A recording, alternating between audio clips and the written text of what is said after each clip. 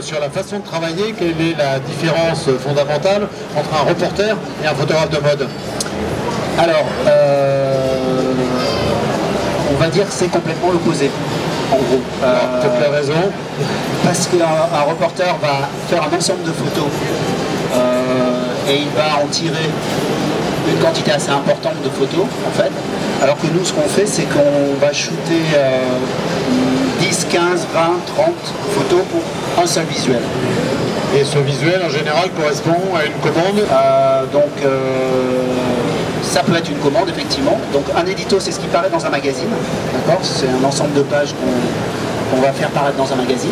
Alors qu'une pub, c'est un visuel qui paraît dans X magazine, X support. Maintenant, un édito, c'est important aussi parce que ça, à la fois, ça laisse davantage de liberté au niveau du travail photographique, artistique, etc. Et à la fois, ça permet d'avoir une visibilité différente de la pub. On parle de lumière. Est-ce que le passage au tout numérique a changé quelque chose sur les choix d'éclairage? Aujourd'hui, la photo de mode, est-ce qu'on l'éclaire avec des flashs? Est-ce qu'on l'éclaire avec des LED? Comment ça se passe? Parce que je vois sur les stands qui nous entourent, on voit des matériels très différents. Est-ce qu'on utilise tout ou plus particulièrement un type d'éclairage? Moi, je ne sais pas ce que font les autres. Moi, je continue au flash. Et après, tout dépend de ce qu'on appelle photo de mode. Parce que je pense qu'il y a vraiment deux mondes. Il y a les stars, les grands photographes très connus, qui sont en général des gens qui sont assez âgés et donc, par voie de conséquence, travaillent à l'ancienne, donc souvent au flash. Il y en a qui travaillent en lumière continue. Des gens qui travaillent en lumière continue, mais je pense qu'il y a quand même une très grande majorité de gens qui travaillent au flash. Et puis il y a les autres photographes qui ne sont pas connus et qui travaillent. Alors là, à ce niveau-là, je ne sais pas trop ce qui se passe, mais moi je pense qu'essentiellement c'est toujours du flash.